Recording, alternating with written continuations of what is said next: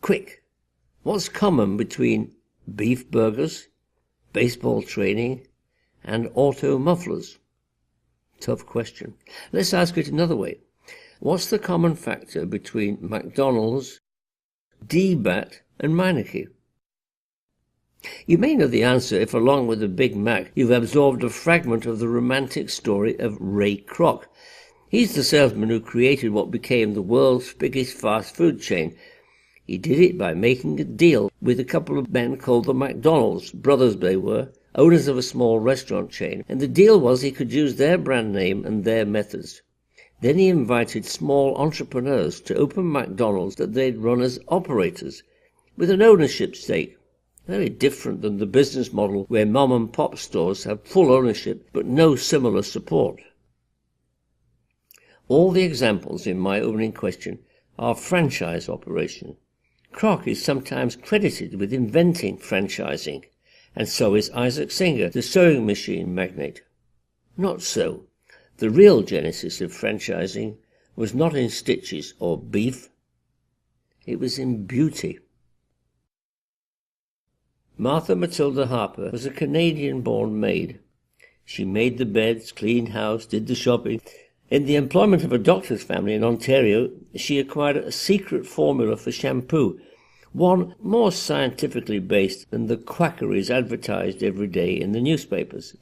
The kindly doctor also taught the maturing young woman the elements of physiology. Martha had a secret ambition to go along with the secret formula, a determination to run her own business. By 1888, serving as a maid in Rochester, New York, she'd saved enough money, $360, to think of opening a public hairdressing salon. But before she could realize her dream, 2 blows fell. She became sick and collapsed from exhaustion. Mrs. Helen Smith, a healing practitioner of the Christian Science faith, was summoned to her bedside. The 2 women prayed, and Martha recovered.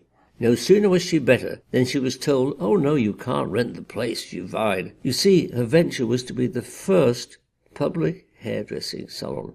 A woman in business was shocking enough then. Only 17% of the workforce in 1890 was female.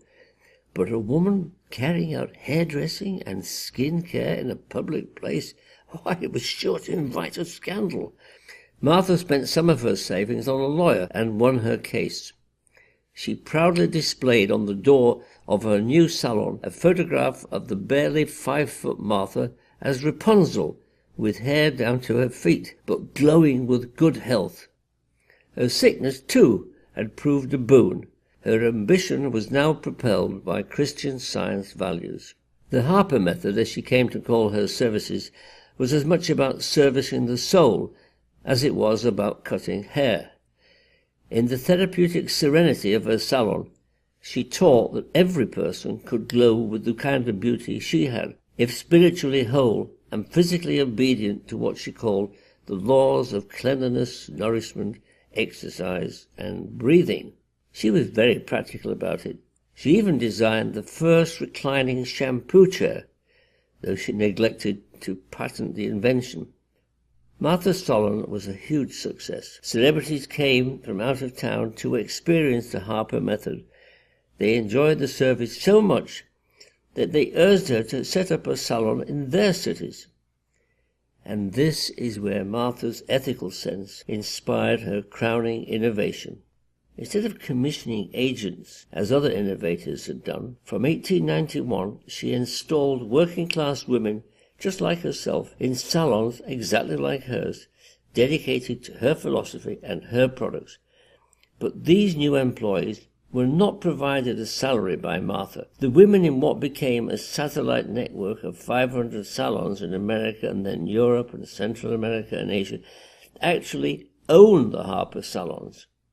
What was good enough in the 19th century for suffragette campaigners like Susan B. Anthony, and was good enough in the 20th century for Woodrow Wilson, Calvin and Grace Coolidge, Jacqueline Kennedy, Helen Hayes, and Lady Bird Johnson, must be good enough for the rest of the world. Today, only the Harper Method founder's shop remains in Rochester, New York, but Martha's legacy is manifold. Her health and beauty treatments have been copied, and her business model is dominant. In fact, half of retail sales in America are through Martha Harper's franchising idea.